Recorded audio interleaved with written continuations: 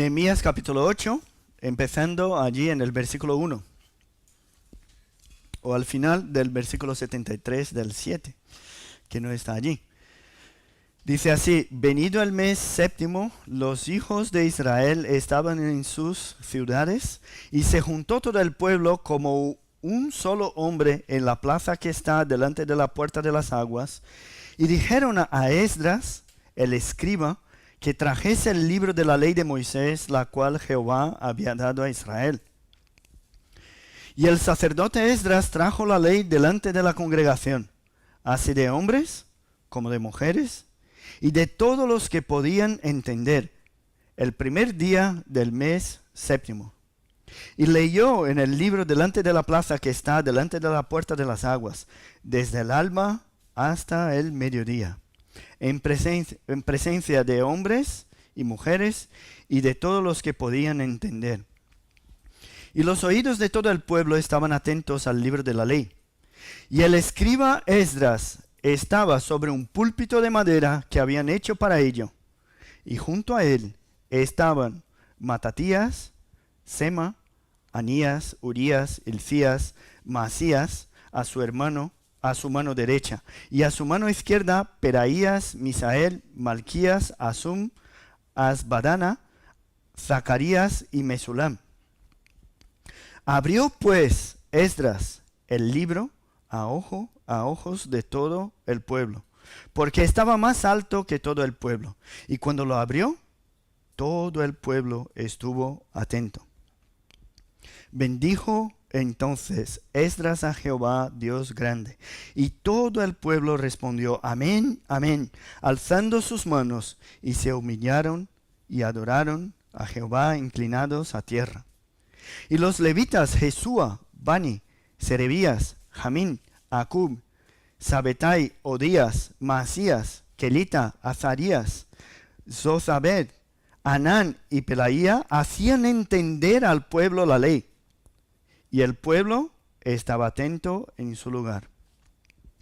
Y leían en el libro de la ley de Dios claramente y ponían el sentido, de modo que entendiesen la lectura.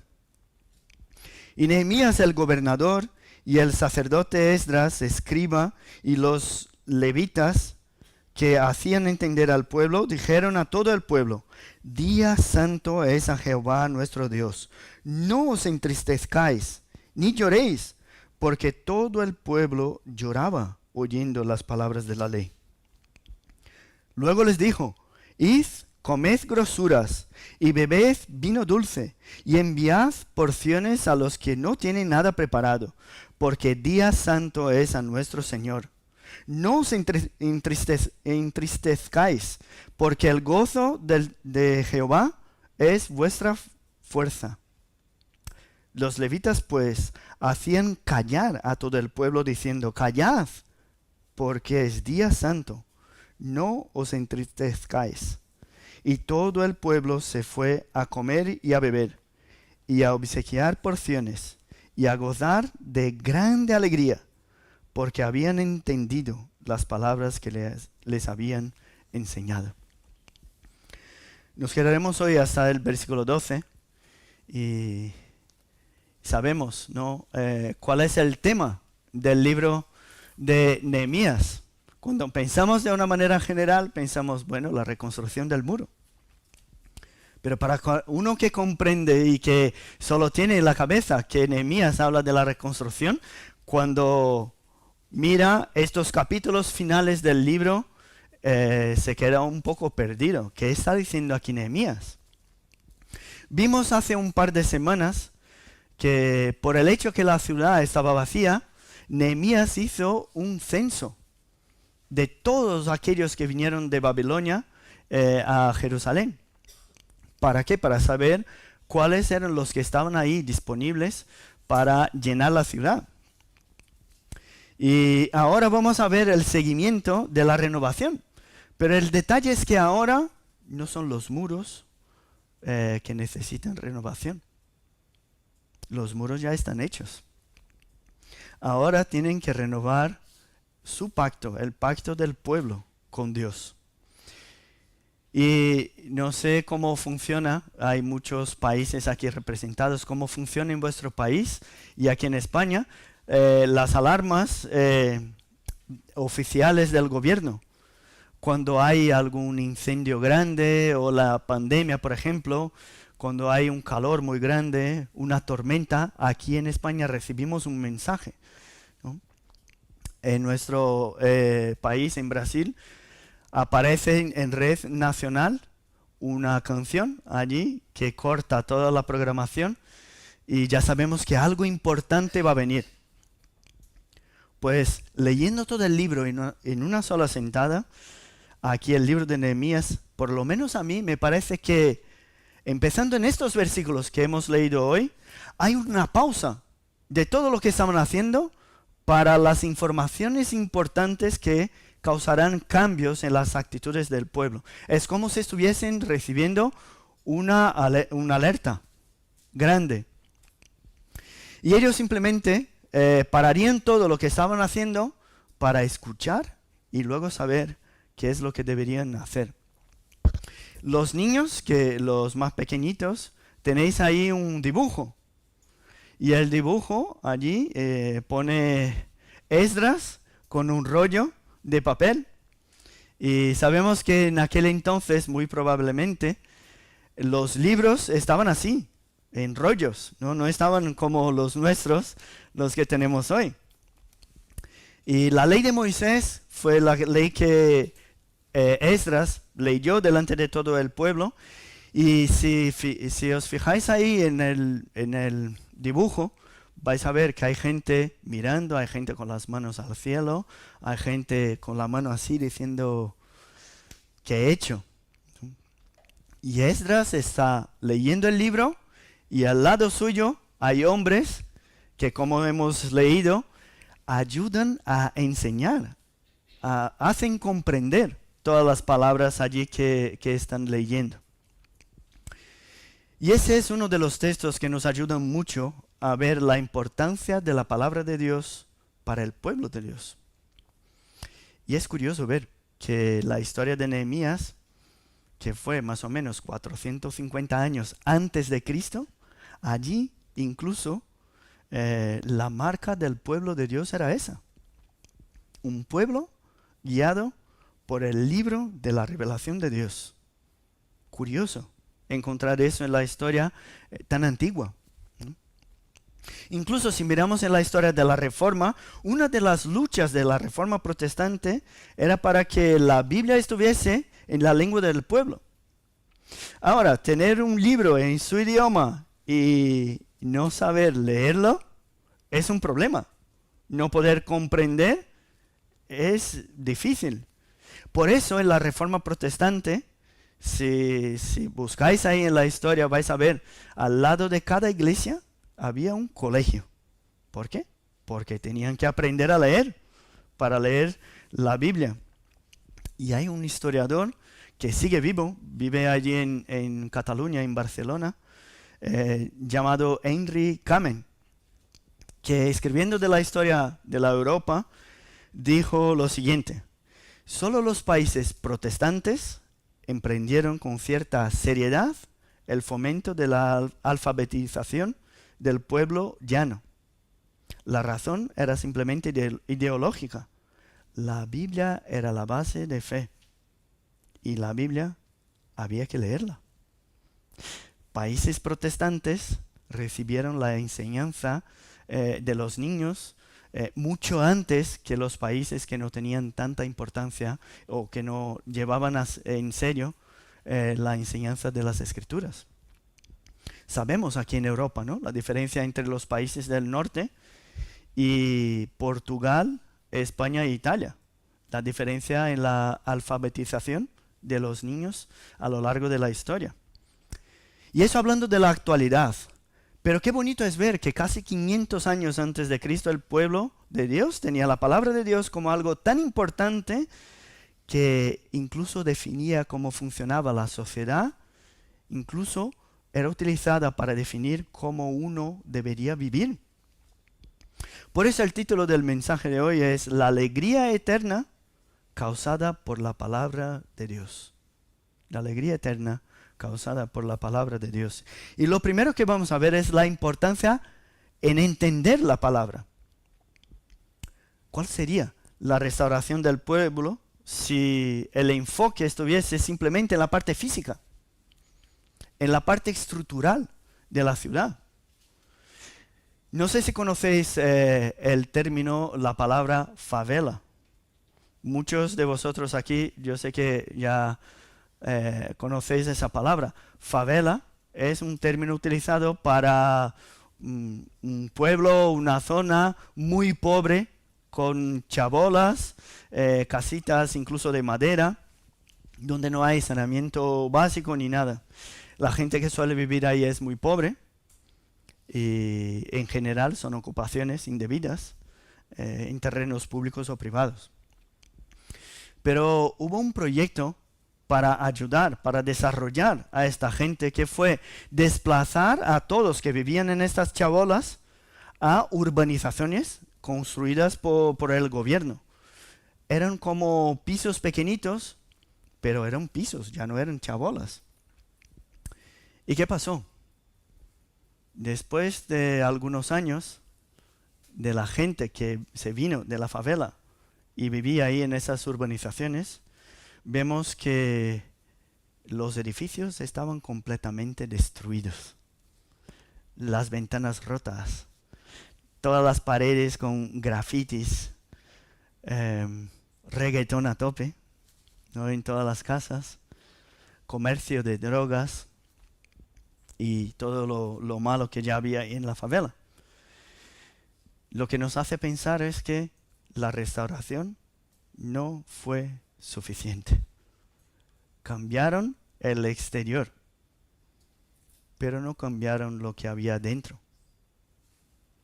Es lo mismo que vemos, por ejemplo, en un matrimonio. Un matrimonio que tiene problemas en su relación y piensan que cambiándose de casa, la cosa va a mejorar. Hay gente que piensa así. Hay creyentes incluso que creen que por el simple hecho de hacerse miembro de una iglesia, que su responsabilidad con Dios ya está cumplida. O sea, cada uno de esos ejemplos nos hacen ver que en realidad un cambio exterior no es capaz de traer una nueva vida. No es el exterior que queremos cambiar. Y si lo aplicamos a nuestro contexto, sería lo mismo pensar que un muro y la reconstrucción de la ciudad sería suficiente para restaurar el pacto del pueblo de Dios con su Dios. Hermanos, es muy importante eso lo que vamos a estudiar en los últimos capítulos de Nehemías. Porque si este contenido no estuviese aquí, podríamos utilizar el libro de Nehemías para basar todo el evangelio social. Fijaos bien. Podríamos utilizar el libro de Nehemías para decir, mira, si restauramos la ciudad, si restauramos los edificios, las casas, si damos a un pueblo seguridad, salud, confort y todo lo que necesitan, pues ya está, es suficiente. Es eso lo que piensa el evangelio social. Pero gracias a nuestro buen y maravilloso Dios, aquí en los últimos capítulos lo que vamos a ver es que el énfasis de la restauración está dentro. Está dentro.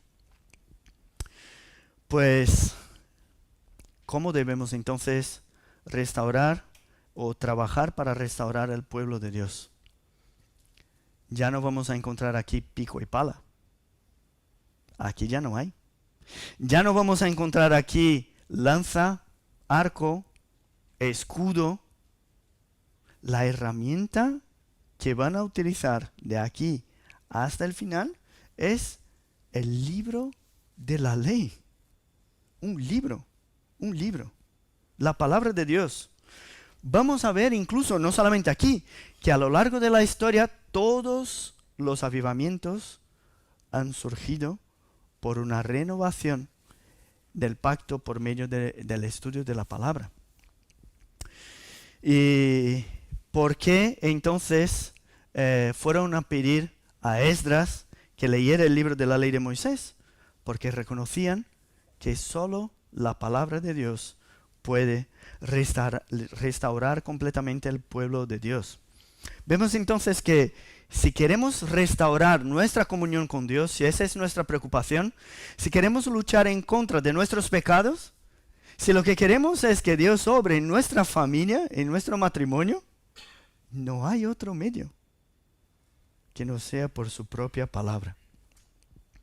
Ese libro es importante porque ha sido el propio Dios que nos lo dio.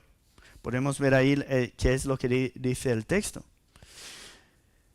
Y os lo digo eso porque a veces tenemos la sensación de que muchas cosas pueden ayudarnos.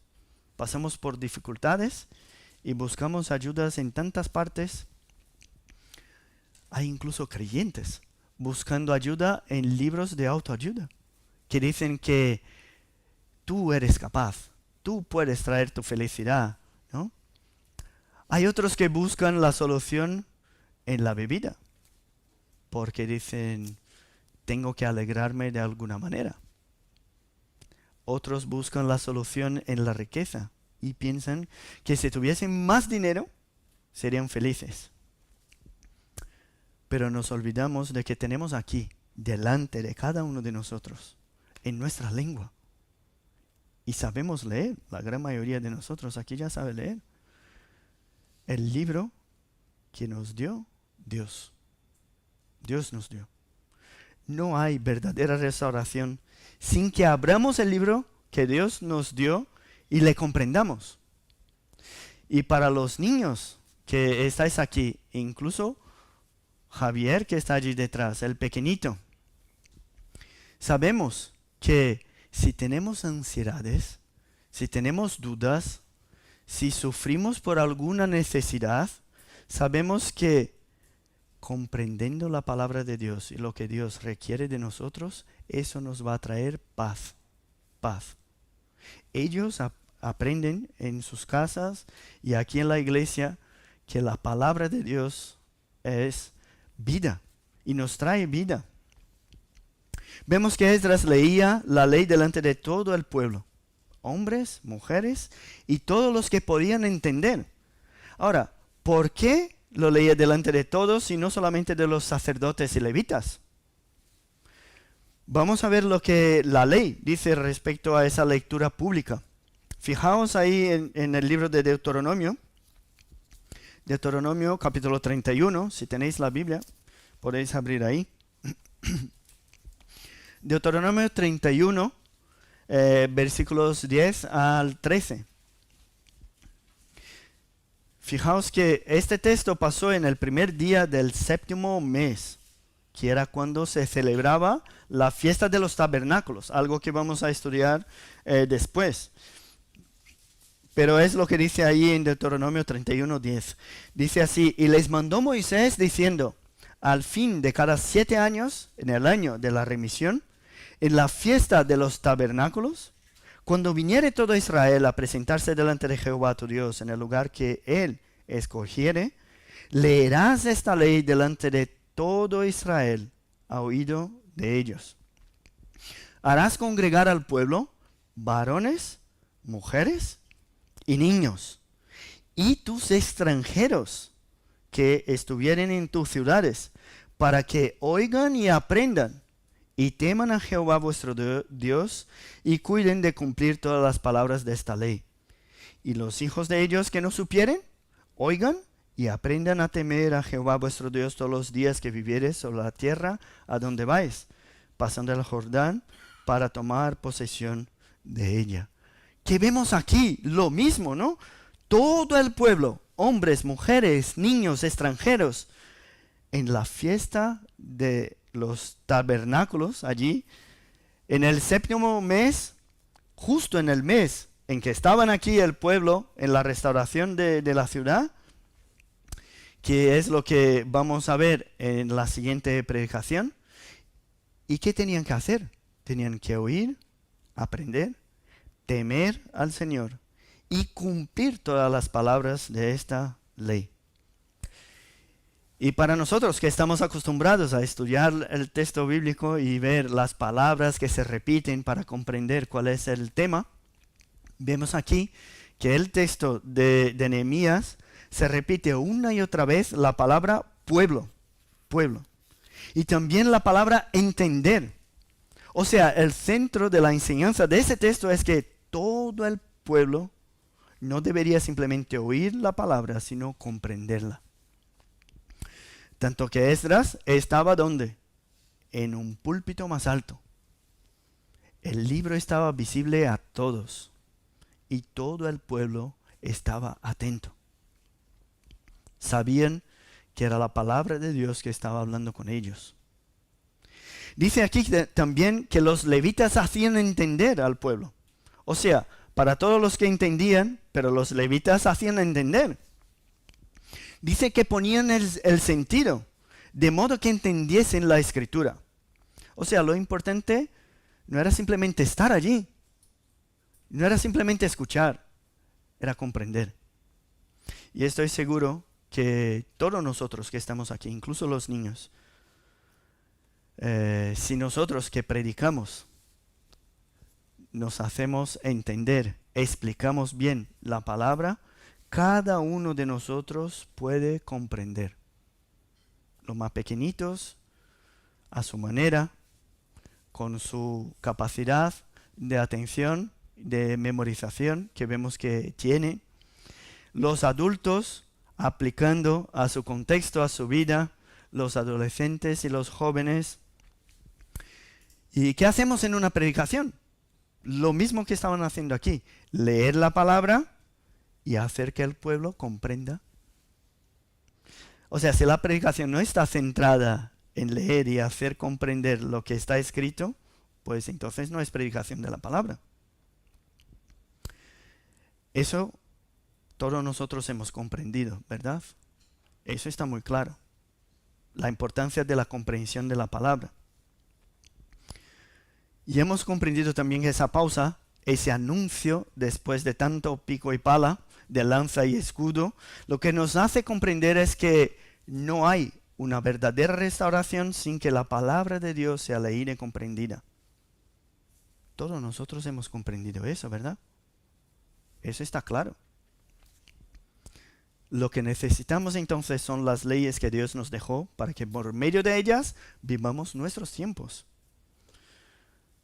Pero claro, si salimos de aquí con esa idea de que, vale, lo importante en la iglesia es comprender todo lo que se enseña. Pues si el fin es la comprensión, ¿dónde está la restauración? ¿Estaría en adquirir conocimiento simplemente? ¿La restauración estaría entonces en la memorización de los textos bíblicos? No, hermanos. La palabra es el medio que Dios utiliza. La predicación de la palabra es el medio, pero el fin es generar cambios en nuestro corazón. Comprendemos para que seamos transformados por ella. Entonces, sabemos que debemos comprender, mientras escuchamos y comprendemos, somos transformados por ella. Y nosotros aquí que participamos el domingo por la tarde en las clases bíblicas, sabemos, llevamos 3 semanas hablando de la sustitución de los falsos ídolos por la adoración a Cristo. Y no podemos dejar de hablar del versículo 6. Después de leer, ¿qué hizo Esdras? Bendijo a Jehová Dios grande. Y todo el pueblo respondió amén, amén, alzando sus manos. Se humillaron y adoraron a Jehová inclinados a tierra. Ellos no estaban idolatrando un libro o una reliquia como hay muchos que idolatran aquí. No era eso. Ellos leían el libro y adoraban al Dios grande, Jehová de los ejércitos. Claro, si mi ídolo soy yo, no veo todo lo demás. No soy capaz de ver. Si estoy cegado por las idolatrías de mi corazón, no hay transformación. Lo primero que la palabra de Dios debe hacer es abrir nuestros ojos para el único que es digno de toda adoración. Y esa es la segunda parte. La comprensión de la palabra causa adoración. Adoración. Esdras, leyendo la palabra, bendijo al Señor, el único y verdadero Dios. ¿Por qué? Cuando reconocemos que al leer la Biblia, Dios está hablando con nosotros, y que este es el Dios creador de todas las cosas, de todo el universo, lo primero que tenemos que hacer es inclinarnos en tierra. Es humillarnos delante del Todopoderoso. Podemos recordar de algunas historias allí en Jerusalén. Hubo un rey llamado Josías. ¿Los niños ya han estudiado Josías? Sí, pues los niños pueden ayudar. Sebastián, que está por ahí, tal, pueden ayudar. Y Javier allí detrás también. Ellos, los niños están estudiando ahora los reyes de Israel y, bueno, todos los reyes, ¿no? De Judá también. ¿Os acordáis del rey Josías? Más o menos, ¿no? Ya veo. Los adultos seguro que tampoco, ¿eh? Así que no te preocupes. Pues, ¿qué pasó con el rey Josías? Él encontró una copia del libro de la ley, el mismo libro. ¿Qué hizo? Lo abrió, lo leyó. Y dice el texto que renovaron el pacto que tenía con Dios en guardar sus mandamientos. Pero algo importante apareció ahí en la historia de Josías. La primera orden que dio después de leer el libro fue sacar del templo todo lo que era de imágenes, idolatría de Baal, de Acera, y quemar a todo. Sacó las imágenes de Acera, los rituales a los dioses, limpió la ciudad de toda la idolatría. Vamos a abrir ahí en el segundo libro de los Reyes, Segunda Reyes 23, capítulo 23, versículo 2. Quiero enseñaros aquí las similitudes con nuestro texto. Dice así en Segunda de Reyes 23, 2. Luego el rey Josías, el rey subió a la casa del Señor y con él todos los hombres de Judá, todos los habitantes de Jerusalén, los sacerdotes, los profetas y todo el pueblo, desde el menor hasta el mayor. Fijaos, todo el pueblo. Y leyó a oído de ellos todas las palabras del libro del pacto que había sido hallado en la casa del Señor. Aquí, en la historia de Josías, vemos que la lectura de la palabra, igual que en nuestra historia, fue a todo el pueblo, desde el menor hasta el mayor.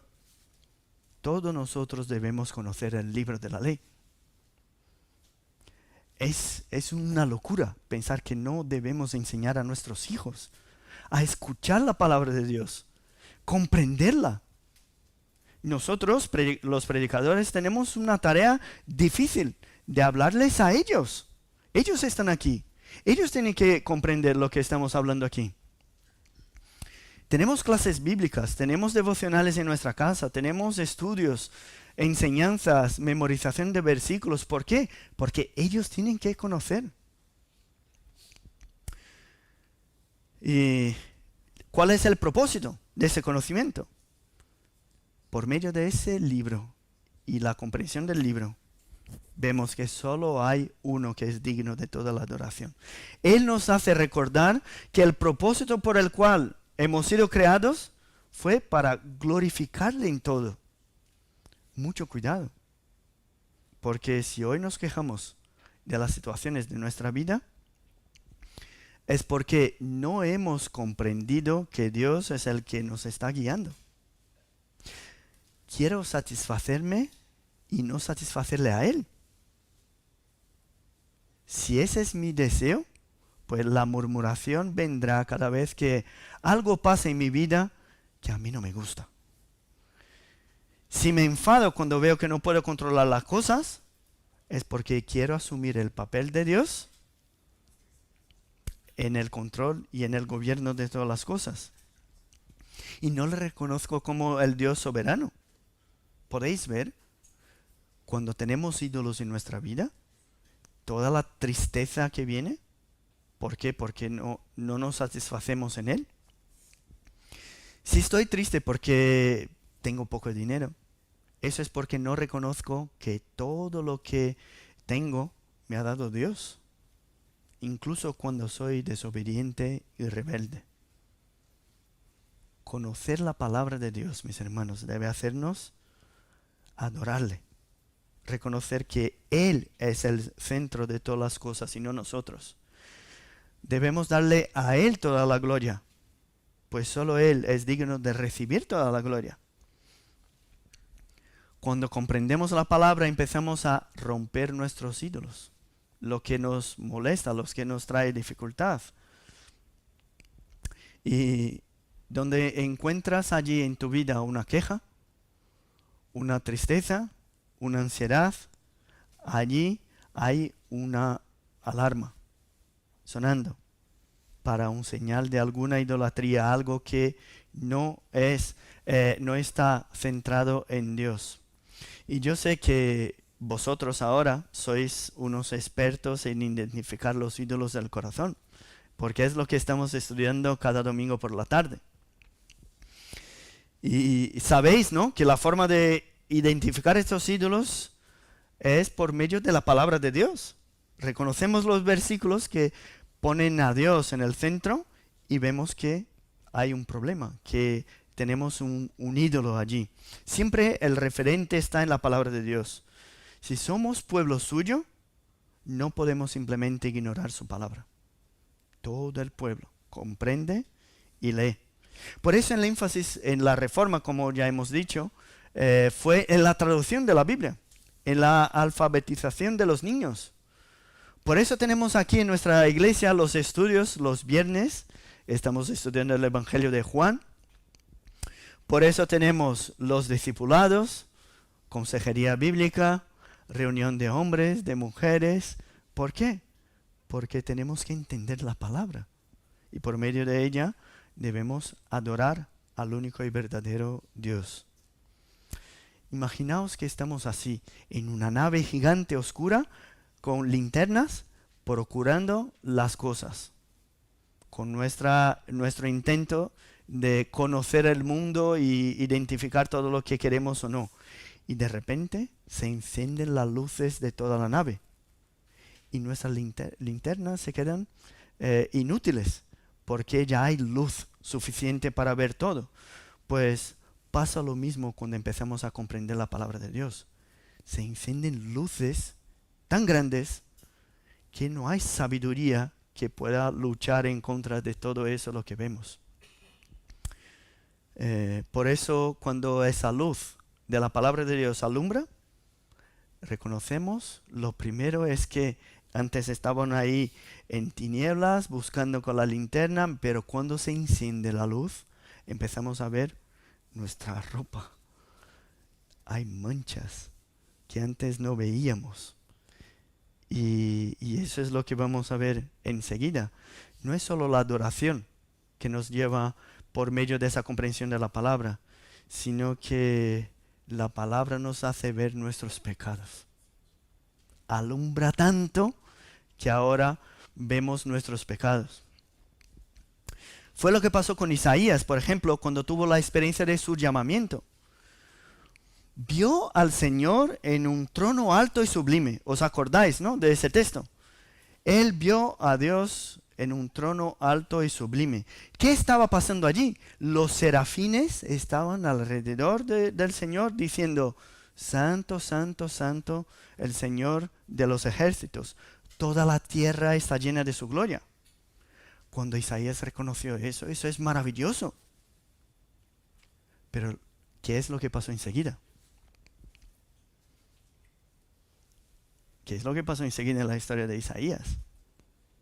Temió y dijo: ay de mí, que soy muerto, porque siendo un hombre de inmundo labios, un hombre inmundo de labios, y habitando en medio de un pueblo que tiene labios inmundos, han visto mis ojos al Rey, Jehová de los ejércitos.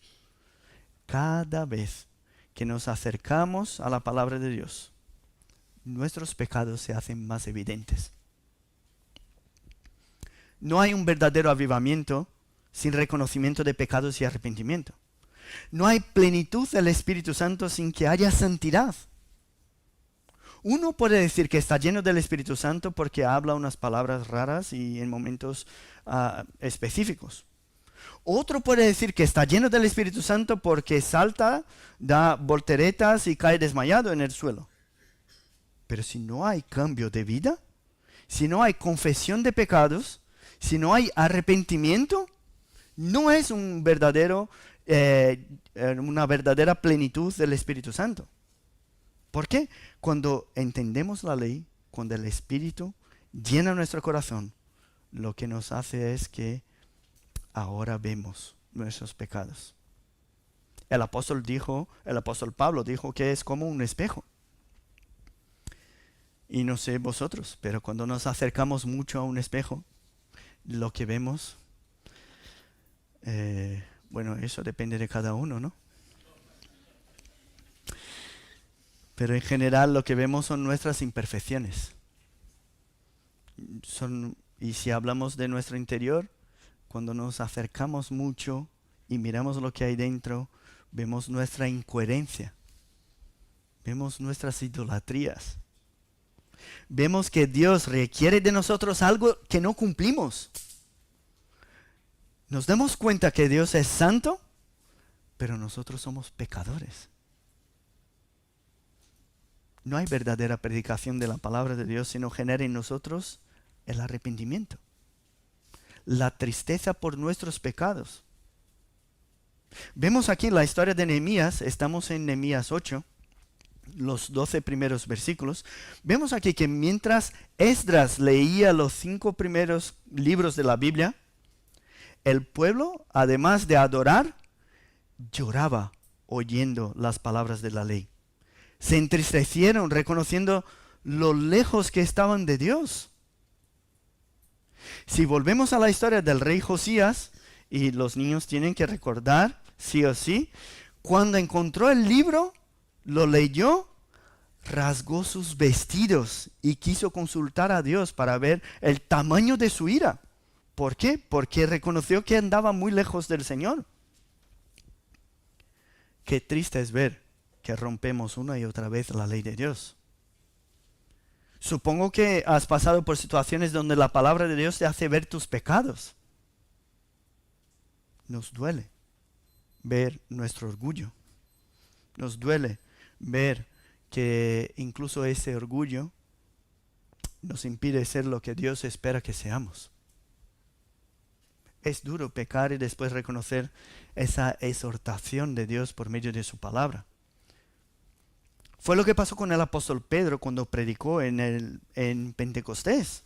¿Qué pasó? Después de su predicación, lleno del Espíritu Santo, dice el texto allí que oyeron y ¿qué pasó con ellos? Se compungieron de corazón.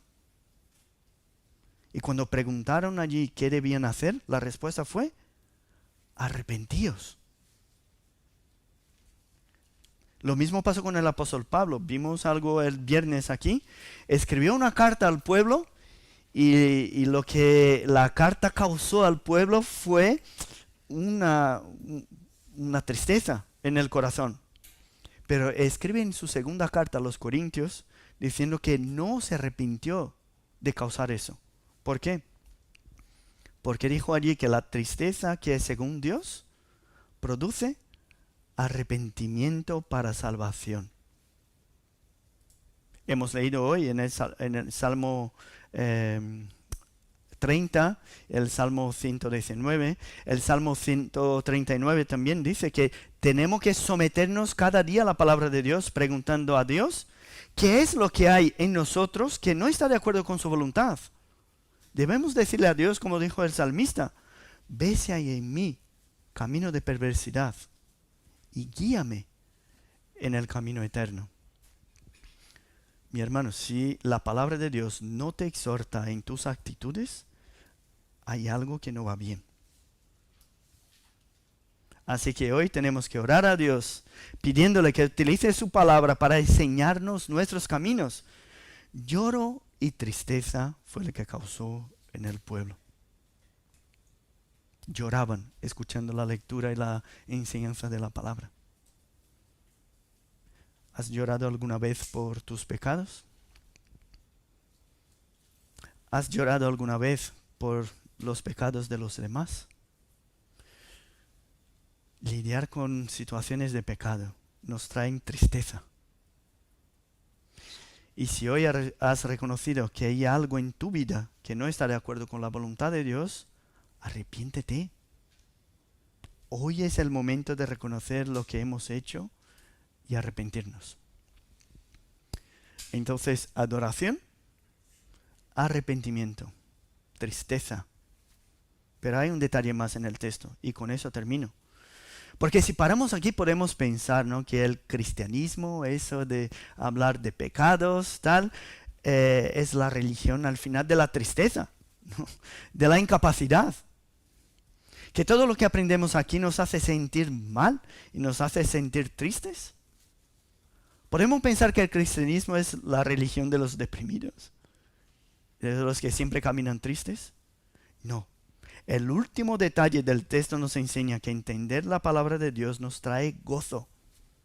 Gozo. Nos trae alegría. Ahora, ¿cómo eso? ¿Cómo puede ser un pueblo que está llorando ahí escuchando la palabra y de repente tiene que levantarse y gozarse? ¿Cómo es esto? ¿Por qué uno que está triste por sus pecados, que está arrepentido, de repente se alegra? ¿De dónde sale esa alegría?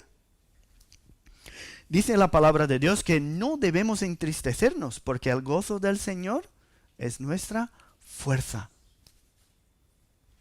Es maravilloso ver en esos 12 versículos que las únicas órdenes que aparecen aquí nos exhortan a que no nos quedemos tristes, a que no lloremos, a que nos callemos. Esas son las negativas, ¿no?, las que nos ordenan dejar la tristeza atrás. Luego están órdenes positivas. Id, comed grosuras, bebed de lo dulce, que es como dice la Biblia de las Américas y la NVI. Enviad porciones a los que no tienen nada preparado. Yo no sé vosotros, pero yo pienso en la situación del pueblo de Dios. ¿Qué había pasado? Habían desobedecido, habían sido enviados al cautiverio en Babilonia. Y aquí, después de regresar, después de los 70 años, regresaron a Jerusalén y estaban allí viviendo entre los escombros. No construyeron la casa del Señor porque estaban preocupados con la suya propia. Nadie de ellos estaba interesado en reedificar los muros. Dios levantó a Nehemías, que salió de allí de Susa, se vino a Jerusalén para liderar al pueblo en esa reconstrucción. Ahora, ese es el pueblo que estaba allí escuchando. Yo no sé vosotros, pero yo pienso y digo, ese pueblo tenía que sufrir un poco más. Tenía que llorar un poco más. Tenía que, yo qué sé, que desobedientes, ¿no? Que, no sé, no se alegraban, no conocían, que no tenían interés. Pero no, ese pueblo escucha la palabra de Dios, lloran arrepentidos. Y las órdenes que aparecen aquí no son de culpa, no son de cargar la tristeza a este pueblo, no. Los líderes del pueblo ahora ordenaban al pueblo a que celebrasen el gozo que hay en el Señor. ¿Sabéis por qué? Como hemos leído y hemos cantado hoy, por un momento será su ira, pero su favor dura toda la vida. Por la noche durará el lloro y a la mañana vendrá la alegría. Nuestro Dios es el Dios que cambia el lamento en baile, en gozo. Por eso el salmista, al reconocer que recibió el favor de Dios, aunque no se lo merecía, concluye el Salmo 30, el que hemos leído hoy, diciendo que alabará al Señor eternamente. O sea, niños, adolescentes, jóvenes, adultos, cuando predicamos el Evangelio, no invitamos a las personas a un velatorio, donde hay tristeza, donde hay lloro, falta de gozo, cargas. No, les invitamos a la mejor fiesta que hay en todo el mundo. Nosotros somos el pueblo de la gran fiesta. Ese es el gozo que tenemos que encontrar. La fiesta de aquellos que escucharon la voz de Dios y recibieron su perdón. No podemos dejar de ver que cuando comprendemos el Evangelio, cuando comprendemos las palabras de vida, nuestros lamentos son transformados en alegría. O sea, tú y yo tenemos la mejor noticia del mundo. No hay mensaje más maravilloso que el mensaje de la salvación en Cristo. Por eso es que el rey Josías, por ejemplo, después de llorar, después de romper todas sus ropas, después de limpiar el reino de la idolatría, ¿qué hizo? Celebró la Pascua. ¿Por qué? Porque llevaban siglos sin celebrarla. Ninguno de los reyes, desde los jueces, ya no habían celebrado la Pascua. Ellos se habían olvidado de la alegría que había en el Señor. Pero su llanto se transformó en gozo. El profeta Isaías igual. Adoró cuando vio al Dios allí en un trono alto y sublime. Temió por sus pecados. Pero ¿qué le dijo Dios? Tus pecados han sido limpiados. Y de un hombre de impuros labios, ahora salen mensajes de salvación, de esperanza. ¿Por qué? Porque el gozo del Señor era su fuerza también. Claro que si no hay un verdadero arrepentimiento, entonces el gozo no pasa de un intento en tapar el pecado. El gozo falso no nos sacia. Pero si hay un verdadero arrepentimiento, el gozo en el Señor es la prueba incluso de que has reconocido en Jesús el perdón y la purificación. Mi hermano, ¿cuántas veces has sido restaurado por Dios? ¿Cuántas veces has sentido ese perdón incondicional? ¿Cuántas veces has leído la Biblia y el propio Dios te ha recordado que en Él hay perdón? Hemos cantado que toda la culpa, toda la carga del pecado se ha quedado allí, en las espaldas de Cristo, en la cruz. Reconocemos en las Escrituras que dice que ninguna condenación hay para los que están en Cristo Jesús. No hay condenación. Y uno de los versículos que hemos memorizado, yo creo que solo Javier que lo tiene de memoria hasta el día de hoy, de primera de Juan 1:9. ¿Qué dice allí? Si confesamos, Él es fiel y justo y limpiarnos de toda maldad. Sí, si confesamos nuestros pecados, Él es fiel y justo para perdonar nuestros pecados y limpiarnos de toda maldad. O sea, hemos sido perdonados. Hemos sido adoptados por Cristo. Nadie nos puede arrebatar de sus manos. Por eso la comprensión de la palabra nos lleva a la plenitud de gozo. Mi hermano, en Jesús hay perdón. En Jesús hay restauración. No importa cuán lejos has ido. No importa cuán sucio ha sido tu pecado. Si te has arrepentido, si verdaderamente crees en Cristo como tu Señor y Salvador, ya no hay que temer. Cállate. Ahora celebramos. Ya no hay tristeza. Y sabemos que la restauración de Jerusalén apuntaba a la nueva Jerusalén. Las promesas aquí de paz y de justicia, de gobierno eterno, de vida eterna, apuntan todas a la eternidad que esperamos en Jesús. Ahora, si reconoces hoy la autoridad divina aquí en la palabra, Si estás aquí porque has venido a adorar a este Dios que nos ha dado su palabra,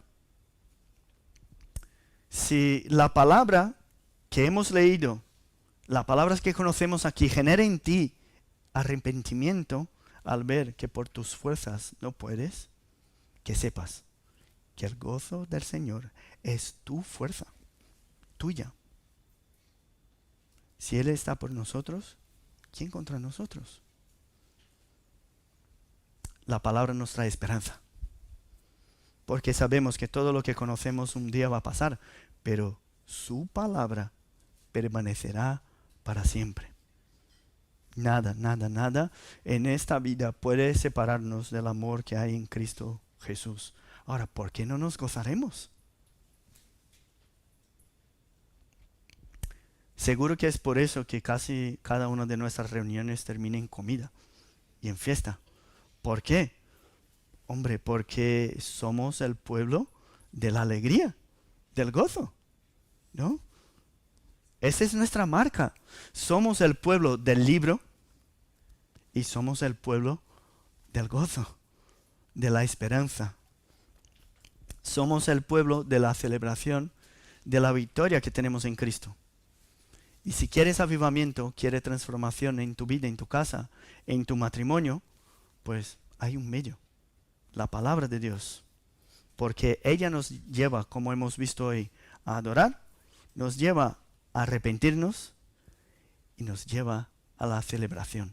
Que ese sea el gozo, que salgamos de aquí con nuestros corazones llenos y reconociendo que después del arrepentimiento, después del lloro, viene la alegría. Que ese sea el mensaje que tengamos en nuestros labios para compartir a todos los que están por ahí perdidos sin esperanza. Vamos a orar. Gracias te damos, Padre, porque tú eres nuestro Salvador y en ti encontramos gozo. Y el gozo que tenemos en ti es nuestra fuerza. Sabemos, Padre, que hemos pecado, nos hemos perdido, nos hemos confundido en nuestros caminos. Perdónanos, Señor. Tráenos el verdadero arrepentimiento para que seamos conscientes de todo lo que somos, de pecadores delante de un Dios como tú, que eres santo, santo, santo. Te pedimos, Padre, que esa tristeza esté en el corazón de cada uno de nosotros por reconocer que por nuestras fuerzas no podemos. Pero no permitas, Padre, que nos quedemos allí, tirados en esa tristeza, en esa falta de esperanza, sino que aviva en nuestros corazones en esta mañana el gozo que hay en ti. Para que salgamos de aquí contentos, reconociendo que en ti hay salvación, en ti hay esperanza, que anhelamos una presencia completa contigo, con tu Hijo Jesucristo. Danos, Padre, ese gozo y que ese mensaje llene nuestras bocas y que seamos testigos fieles de este mensaje aquí en Aranjuez. Te pedimos por todos los que estamos aquí, por nuestras familias, por aquellos que nos están visitando, que tú bendigas, Padre, a cada uno de nosotros. En el nombre de Jesús que oramos. Amén.